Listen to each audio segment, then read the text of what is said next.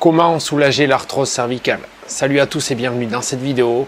Donc aujourd'hui, j'aimerais partager avec vous des conseils, des astuces et 2 exercices pour vous aider à calmer et à soulager les douleurs dues à votre arthrose cervicale. Donc tout d'abord, pour faire un petit rappel, qu'est-ce que c'est l'arthrose? L'arthrose, en fait, c'est une dégénérescence du cartilage. Ça veut dire en fait que le tissu amortisseur, ce tissu qui est au niveau en fait des vertèbres, au niveau des articulations et qui permet de faire coulisser en fait les articulations entre elles, mais ce tissu-là en fait il va être abîmé et il ne va pas bien se renouveler. Et c'est dû à quoi? C'est dû à un terrain inflammatoire chronique, c'est dû à une inflammation chronique qui est située donc dans les articulations et qui va abîmer le cartilage et empêcher en fait ce renouvellement. Donc retenez bien que l'arthrose, c'est vraiment une maladie qui est dépendante de l'inflammation et qui est dépendante en fait du mode de vie de la personne. Parce que vous pouvez très bien avoir de l'arthrose et ne pas ressentir de douleur si vous avez un niveau d'inflammation qui est vraiment très bas. Donc dans cette vidéo, je vais vous donner des conseils et des astuces qui vont vous aider à réduire en fait le niveau d'inflammation dans le corps et à soulager en fait vos douleurs. Une des premières choses à faire pour réduire ce terrain inflammatoire chronique de manière naturelle, c'est vraiment d'adopter une alimentation anti-inflammatoire. Voilà, ça c'est vraiment une chose qui est très très importante. Beaucoup de gens vont se tourner directement vers des médicaments anti-inflammatoires. Donc ça peut être intéressant dans des phases aiguës de douleur, mais il faut essayer de ne pas s'y habituer et de ne pas en prendre trop régulièrement parce qu'on sait très bien que les médicaments anti-inflammatoires ont des effets secondaires néfastes pour la santé, notamment des troubles digestifs, ça peut être des troubles au niveau du sommeil. Si vous en prenez avec des doses vraiment très élevées, vous pouvez avoir des risques d'accident vasculaire cérébral. Donc vraiment essayez de vous tourner plus souvent vers des solutions naturelles, comme le fait d'adopter donc une alimentation qui va être anti-inflammatoire. Donc pour cela, il y a différentes choses que vous pouvez mettre en place. Déjà la première chose, c'est d'éviter en fait de consommer trop de produits industriels, trop de produits transformés qui contiennent évidemment trop de sucre, trop d'agents chimiques, trop d'additifs qui vont favoriser en fait l'inflammation dans le corps. Essayez de manière générale de consommer plus de végétaux et moins de viande, particulièrement donc les viandes rouges qui contiennent trop en fait de mauvaises graisses. Essayez également d'équilibrer en fait le rapport entre oméga 3 et oméga 6. Voilà, on sait que les oméga 6 on en consomme un petit peu trop et qui sont trop en fait pro-inflammatoires, qui vont favoriser l'inflammation, et on consomme trop peu en fait d'oméga 3 qui eux à l'inverse sont anti-inflammatoires. Voilà, donc ça c'est des conseils simples que vous pouvez mettre directement en application dans votre quotidien et qui auront un impact positif sur votre état inflammatoire. Ensuite, ce que vous pouvez faire d'un point de vue mécanique par rapport à vos douleurs cervicales, ça serait d'éviter en fait les mauvais gestes et d'éviter les mauvaises positions dans votre quotidien. Le problème, c'est qu'à force de mal vous tenir ou qu'à force de faire des mauvais gestes répétitifs dans la journée, ça peut engendrer en fait des douleurs et aggraver en fait les douleurs au niveau cervical. Typiquement, une personne qui passe beaucoup de temps en position assise et qui va par exemple taper pendant des heures sur le clavier de son ordinateur en étant vraiment avachi, le dos voûté et la tête penchée en avant, ça va placer en fait énormément de contraintes au niveau des cervicales. Et donc c'est quelque chose qu'il faut prendre en compte. Donc qu'est-ce que vous pouvez faire? Vous pouvez adapter votre poste de travail au niveau de votre bureau. Ce qu'il faut faire, c'est relativement simple. Quand vous vous trouvez face à un ordinateur, il va falloir faire certains réglages, jouer avec certains paramètres pour soulager et éviter en fait que les tensions s'accumulent au niveau cervical. Donc il y a 2 paramètres essentiels, ça va être d'une part la hauteur de votre siège et la hauteur de votre écran. Donc ce que je vous suggère, c'est de rehausser en fait la hauteur de votre écran de telle sorte que votre regard soit en fait dans l'axe de votre écran d'ordinateur. Si vous avez en fait l'écran qui est trop bas, vous allez avoir la tête constamment en fait penchée vers l'avant et ça va placer énormément de contraintes au niveau des cervicales, notamment au niveau de C5, C6, C6, C7, là où souvent l'arthrose cervicale est le plus présent. Le fait d'avoir votre écran qui est à hauteur en fait à l'horizontale finalement dans l'axe de votre vision, ça va placer beaucoup moins de contraintes puisque votre tête va être beaucoup moins lourde, puisque quand vous avez la tête penchée vers l'avant, le poids de votre tête, la charge en fait au niveau des cervicales va être beaucoup plus importante que si vous avez la tête en fait qui est bien alignée finalement. Ensuite, donc, vous pouvez régler la hauteur de votre siège. Un réglage assez simple, c'est d'avoir donc les pieds bien plaquées en fait au niveau du sol, les fesses bien plaquées au fond du siège et d'avoir la hauteur du siège de telle sorte que vos avant-bras sont posés bien à plat en fait sur votre plan de travail, sur votre bureau, sans tension au niveau des bras, sans tension au niveau des épaules et de la nuque. En gros, il faut que ça forme à peu près un angle de 90 degrés entre le bras et votre bureau. Et c'est vraiment comme ça, c'est des réglages tout bêtes, mais c'est vraiment, ça a de l'importance, ça a du sens en tout cas, si vous devez travailler durant de longues heures, durant toute la journée en fait. Donc c'est la même chose si vous avez des trajets à faire en voiture, il faut régler en fait les paramètres de telle sorte que vous soyez le plus confortable possible et qu'à la fin de la journée, vous ayez le moins de répercussions possible en fait sur vos cervicales.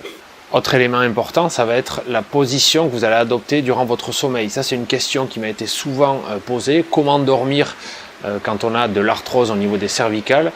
Moi, je dirais plutôt d'éviter la position sur le ventre avec la tête tournée sur les côtés, puisque vous allez avoir les cervicales qui vont être vrillées et cette torsion en fait des cervicales va placer énormément de contraintes en fait sur votre nuque. Et à la fin de la nuit, le matin, vous risquez de vous lever en fait avec énormément de tension. Donc moi, je vous suggère plutôt de favoriser la position sur le dos ou sur le côté en ayant un oreiller qui soit le plus adapté possible, ni trop gros ni trop petit, de manière à respecter en fait l'alignement entre votre tête et votre colonne vertébrale. Voilà, quand vous dormez en fait sur le dos, il ne faut pas que votre oreiller soit trop gros, sinon vous allez avoir la tête sans arrêt en flexion et ça c'est pas bon pour votre nuque. Et si vous dormez sur le côté, faites en sorte d'avoir un oreiller qui respecte aussi cet alignement entre la tête et la colonne vertébrale. Si vous avez un oreiller qui est trop gros, vous allez avoir la tête qui sera penchée comme ça. Et s'il est trop petit, votre tête sera inclinée comme ceci. Voilà, vraiment qui respecte cette distance entre le matelas et votre nuque. Et enfin, dernier élément à prendre en compte pour soulager les douleurs dues à votre arthrose cervicale, ça va être d'essayer de corriger en fait les déséquilibres posturaux et le mauvais alignement en fait de vos articulations. Donc ces déséquilibres posturaux, ils vont être dus à quoi? Mais principalement au manque de mouvement. Voilà, comme j'ai dit tout à l'heure, si on passe beaucoup trop de temps devant nos smartphones, devant nos tablettes en fait, à regarder l'ordinateur dans une position qui est fixe, on va accumuler énormément de tension dans la nuque, dans le haut du dos, au niveau des épaules. Donc de manière générale, un manque de mouvement, c'est mauvais pour la colonne vertébrale et pour la nuque. Également, si vous avez une pratique sportive qui est déséquilibrée, par exemple pour ceux qui font de la musculation, si vous musclez trop une partie par rapport à une autre, par exemple si vous musclez trop les muscles de devant la poitrine par rapport aux muscles du dos, par rapport aux muscles stabilisateurs au niveau de l'arrière du dos, au niveau de la ceinture scapulaire, vous allez créer des déséquilibres musculaires et vous allez créer en fait des déséquilibres posturaux. Donc ce qui à la longue va inévitablement poser problème, créer des tensions au niveau de la nuque, au niveau des épaules, au niveau de votre colonne vertébrale tout simplement. Donc un des déséquilibres posturaux les plus fréquents que l'on retrouve la majorité du temps, c'est le fait en fait d'avoir les épaules enroulées vers l'avant, le dos un petit peu arrondi et la tête qui part vers l'avant.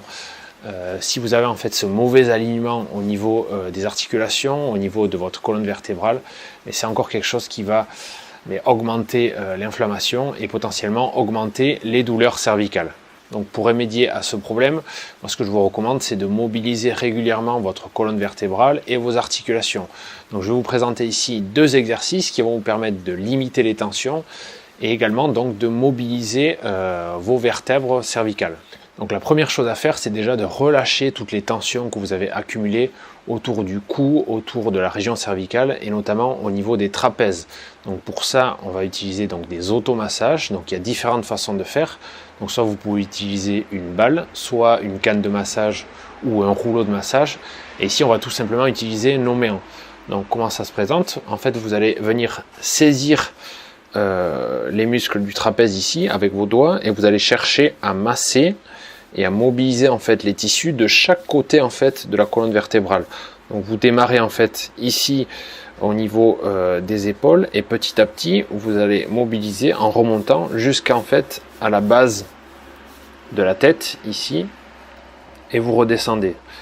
Donc vous allez mobiliser comme ça tout doucement et vous allez sentir que ça va relâcher petit à petit donc les tensions que vous avez au niveau de la nuque.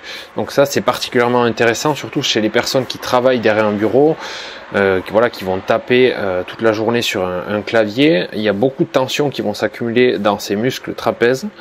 Donc c'est important de réaliser un travail vraiment d'automassage. Ça va ramener un petit peu la circulation sanguine, ça va relâcher vraiment ces muscles-là. Donc vous pouvez passer 30 secondes à 1 minute à faire ces massages-là. Moi, ce que je vous recommande également, c'est pour masser de manière un petit peu plus efficace et un petit peu plus profondément, c'est vraiment d'utiliser une canne de massage.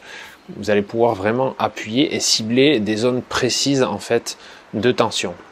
Donc pour ce deuxième exercice, on va venir mobiliser donc la région cervicale de manière fonctionnelle. On va utiliser pour ça donc un mouvement spécifique à l'aide d'une bande élastique. Donc une bande élastique de tension légère. Qu'est-ce qu'on va faire donc? Donc on va venir placer en fait la bande élastique au niveau du haut du dos, donc derrière en fait les épaules. Vous allez mettre les mains dans chaque boucle en fait de la bande élastique et on va chercher en fait à tendre la bande élastique devant vous. Donc ça va venir en fait fixer les omoplates, fixer les scapulas. Et dans cette position, vous allez chercher à mobiliser la tête et la nuque dans différentes directions. Donc vous pouvez mobiliser la tête de haut en bas, comme ceci. Donc vous faites plusieurs répétitions de manière lente et contrôlée. Voilà. Vous pouvez également mobiliser la tête de droite à gauche, sans forcer en fait sur la nuque, où vous faites des mouvements dans les amplitudes pour lesquelles votre corps vous laisse aller. Et vous pouvez également faire des cercles en fait avec la nuque. Donc vous faites des cercles dans un sens, puis dans l'autre. Voilà. C'est vraiment un exercice, c'est vraiment une mobilisation articulaire qui est très intéressante, surtout si vous avez encore une fois un job qui est sédentaire où vous ne bougez pas beaucoup. Ça va permettre de redonner du mouvement et de manière fonctionnelle. Donc c'est un exercice qu'on peut faire sans bande élastique, on peut réaliser au sol à 4 pattes, mais le fait d'utiliser une bande élastique c'est vraiment très pratique et encore une fois c'est vraiment fonctionnel. Donc vous pouvez réaliser comme ceci, vous pouvez faire ça pendant 1 à 2 minutes et vous relâchez. Voilà, écoutez, c'est tout pour cette vidéo. Si celle-ci vous a plu, n'hésitez pas à liker, n'hésitez pas à commenter. Et si vous souhaitez aller beaucoup plus loin, vous pouvez cliquer dans le lien qui se trouve juste en dessous dans la description de la vidéo. Donc vous allez recevoir une série de 5 vidéos offertes où je vous donne encore une fois des conseils, des astuces et d'autres exercices à faire chez vous. Donc pour soulager vos problèmes de dos de manière 100% naturelle. Voilà, tout ça se passe juste en dessous dans la description de la vidéo. Moi je vous dis à très vite, d'ici là prenez soin de vous, prenez soin de votre dos, c'était Simon, salut!